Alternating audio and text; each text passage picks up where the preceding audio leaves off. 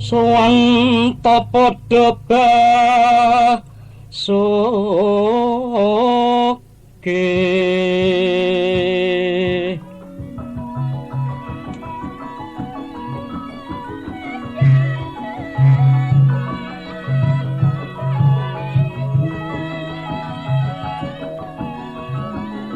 ing sana mundhut pawaratannya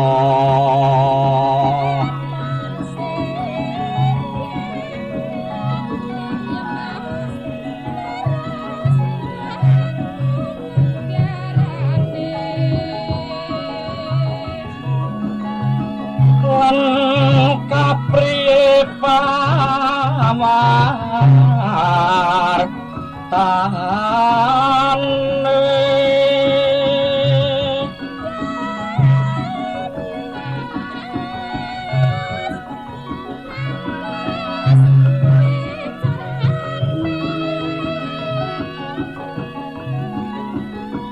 pangastu dalam raharja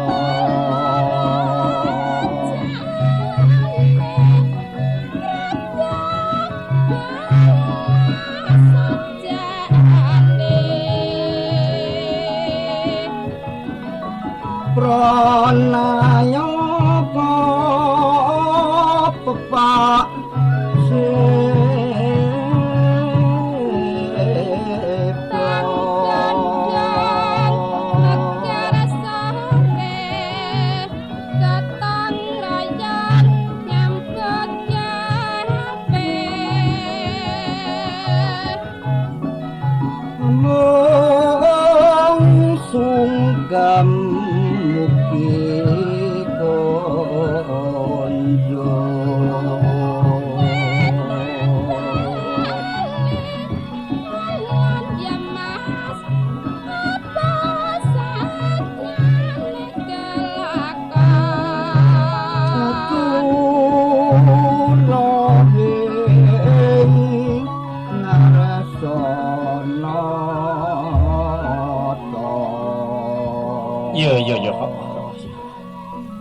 Marang jeneng sira Regana Patih Sindurjo. Lho niki.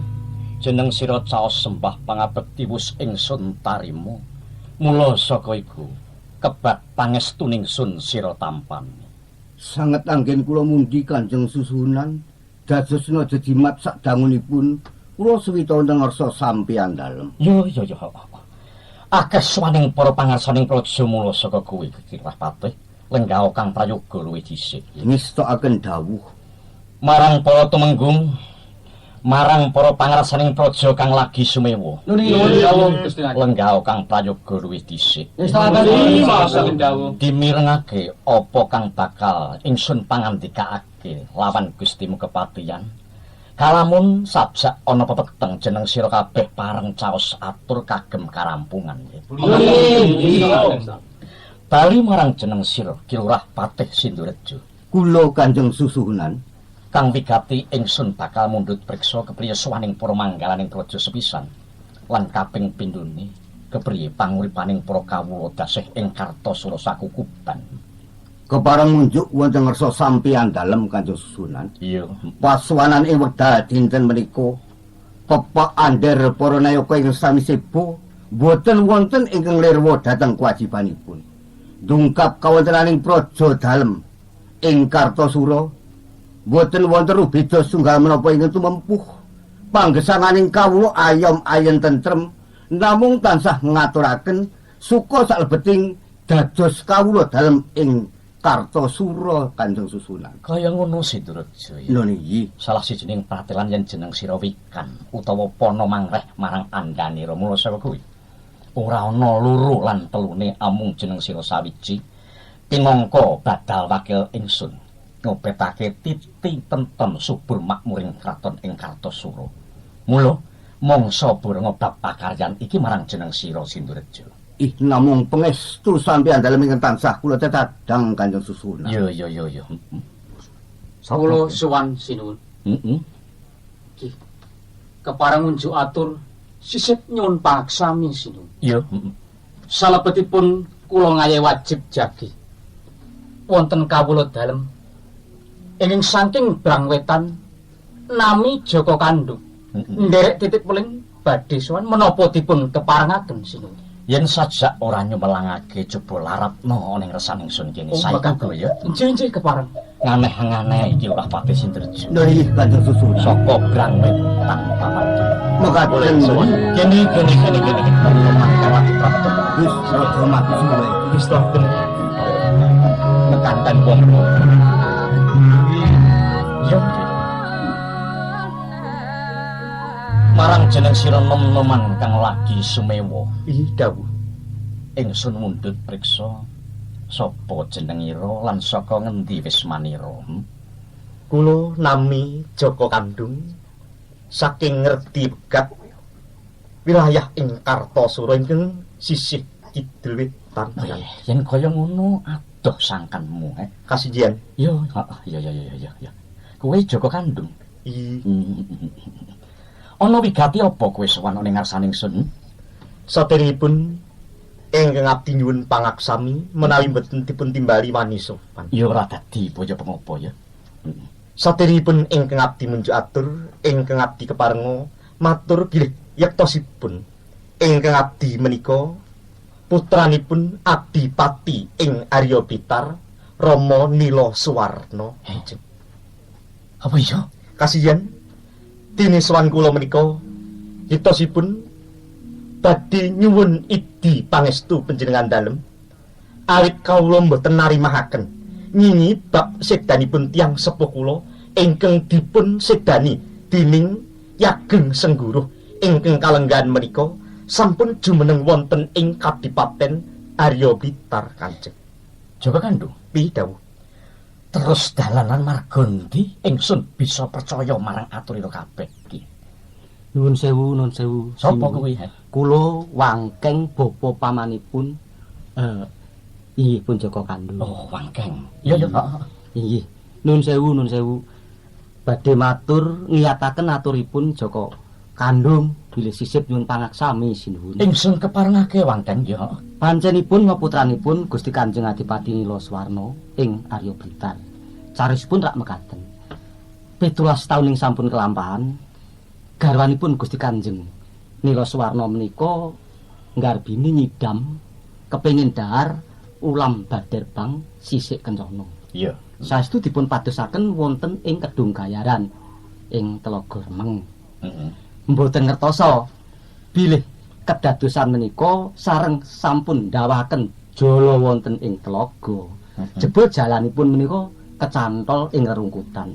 Dening pun Gusti Adipati Nila Suwarna jala wau lajeng dipun jeguri. Mboten ngertos bilih sedaya kala wau lajeng dipun krutuk sela dening pepatih ingkang nama Ki Ageng Sengguru.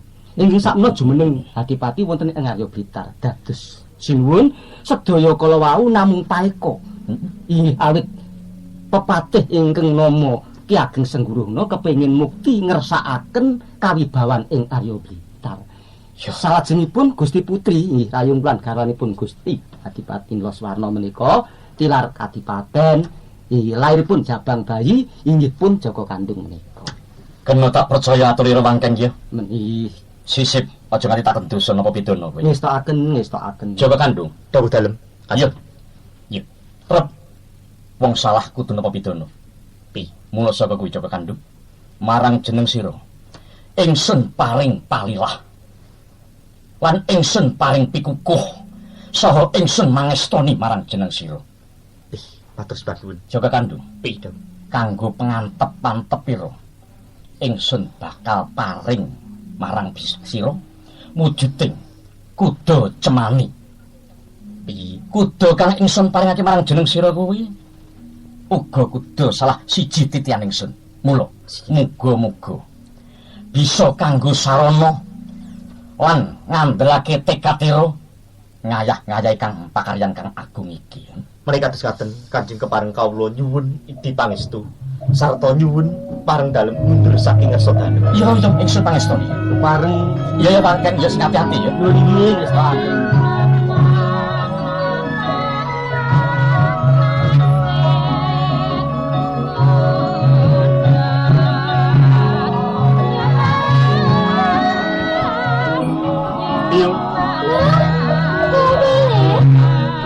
Kaya ngono ya, Tiyung. Banjur kepiye kabul wusanane? Nggon musuhan ana ing Kartosu. Kene tak aturi lenggah aku bakal matur. Ngene Tiyung. Wis lakon aku sowan ing Kartosura matur sapa sejatining aku lan apa karepku. Iya. Ing ngono aku diparingi panggilan. Yen bakal malesake patining wong tuaku. Kepara aku diparingi pangantep-antep wujude kuda cemani. Lah iki minangka pikukuh lan kekuatan. Wis saya tambah Yen kaya ngono, kekuatane.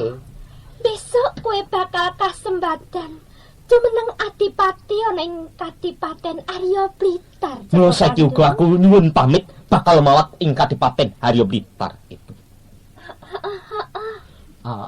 Dok, Kepiye, Lek? aja ninggal marang kapercayan.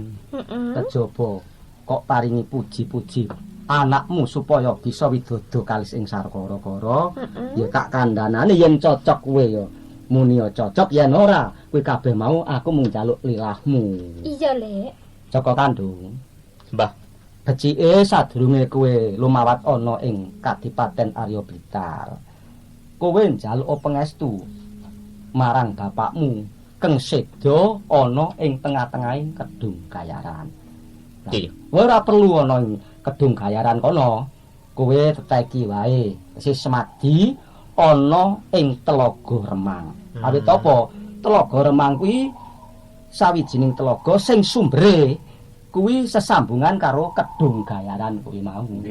kaya ngono ya. Ya kuwi prayoga.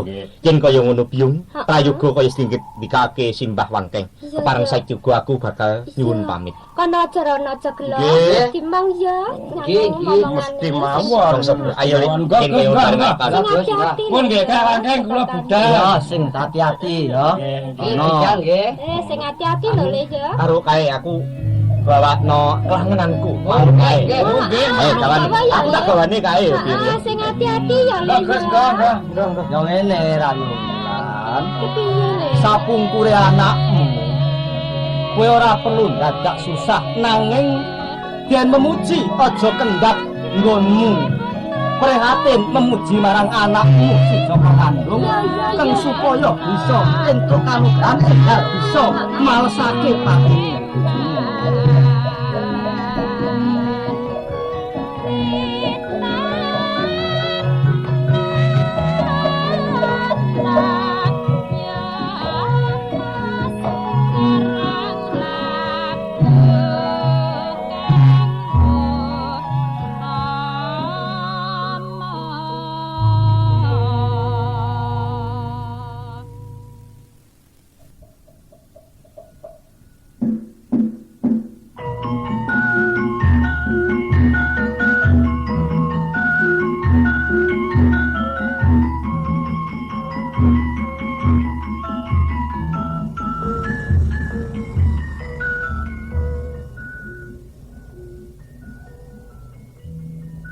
Anakku ngger Joko Kandung, aja kaget. Mangertiya satemene aku iki wong tuamu Adipati Nilaswarna. Joko Kandung, kaya ngono anggonmu prihatin kang beteke kepengin banget malesake patiku lan ngrebut Kadipaten Harya Blitar. Yo, Joko Kandung, kowe tak wenehi sarana. Suwita ing Kadipaten Blitar nanging yen wis ditampa budidaya bisa kacondokan cundrik Kyai Cepret pusakaning Rama sing dak titipake Ki Ageng Sengguruh. Ya kanthi Kyai Cepret iku bisa kasembadan gegayuhanmu. Wis tindakno kaki.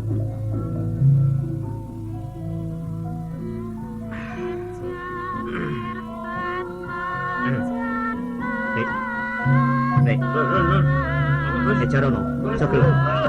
Gini. Malah turu wae iki kepriye? Yo ngrewang-rewangi prihatin kok piye kok malah turu dikit-dikit. Kenapa tua angge? Ning yo ora dadi apa sing ngigati. Jerone ngaku mertapa ing papan kene wis pikantuk wangsit. Nggih, Bos, nggih. Yo. Lah, saiki uga kowe sekarone kudu melu aku. Mengko kudu manut reh pakonku. Aku bakal suwita ning Kadipaten Harya Blitar. Harya Blitar. Kowe melu lho ya. Nggih, Kowe sing ati-ati kudu bisa jaga marang awakmu dhewe ya. Ayo saiki kok ditindak. Ayo niki. Iki manuke. Gowo. Manuke tak gowo apa mbok gowo ki? Bawaan.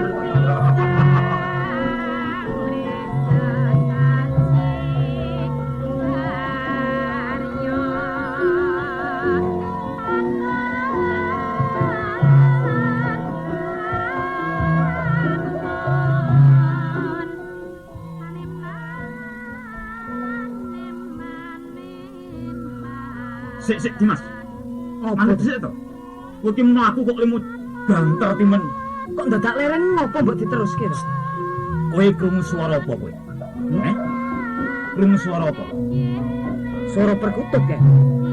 Manuk perkutut. Suarane kung. Keteke cetok. Yen ngono kebeneran. Yen awake dhewe iso nyekel manuk perkutut kae, mesti entuk ganjaran sing gedhe. Jalaran kowe rak ngerti to. Yen panjenengane Kanjeng Adipati kuwi suka lelangen peksi perkutut. Kowe lucu kok barang manuk iso mabur kok tak arep cekel ini carane nyekel piye coba? Ayo budidaya. Bisa nyekel sapa ngerti? Loh. Saya cedak nang. Kok saya cedak? Heeh. Sik. Kowe kok ono bocah nggawa manuk. Dindang. Le. Coba rene le. Ih, kula Ndoro. Pancen bener suarane manuk. Perkutute Sing bocah. digawa kuwi. Kowe jenengmu sapa le? Kula Joko Kandung, Ndoro. Omahmu ngendi? Saking ngerti pegat. Saka Gunung Pegat. Nggih. Aku kok kepranan karo nganu. Perkututmu kuwi. Oh nggih, menika peksi perkutut kula, Ndoro. Anggunge kok apik timen. Nggih kados ngaten menika. Wonten Nganu le. menika. Tak tukune le, regane pira? Nggih, nyuwun pangapunten menika mboten kula sade, Ndoro. Mboten sade niku kok. Arep tok nggopo perkutut kok ora. Engko nek kowe butuh apa tak wenehi ning waton perkututmu kuwi entuk tak tuku. Ngaten nggih, Ndoro. Peksi kula menika mboten kula sade, nanging kepara badhe kula aturaken dhateng Kanjeng Adipati. Kula aturaken dhateng Kanjeng Adipati. Yen ngono kebeneran. Iya. Pamrih kuwi upama manukmu entuk tak tuku, kuwi bakal tak aturke nang ngersane Kanjeng Adipati. Lah yen kuwi duwe niat kepengin ngaturake perkutut nang ngersane Kanjeng Adipati, saiki tak larapke sisan. Ngaten Bebarengan karo ngaten. jaluk ganjarane. Nggih mangke gampil ya mangke anu kanjenge rak iya sak anu pirsa dateng lelabetan panjenengan. Ning tenang lho ya. Nggih. Ayo aja suwen bareng. Yo, Monggo. Ayo Le. Ayo sowan. monggo. Ayo, Lek.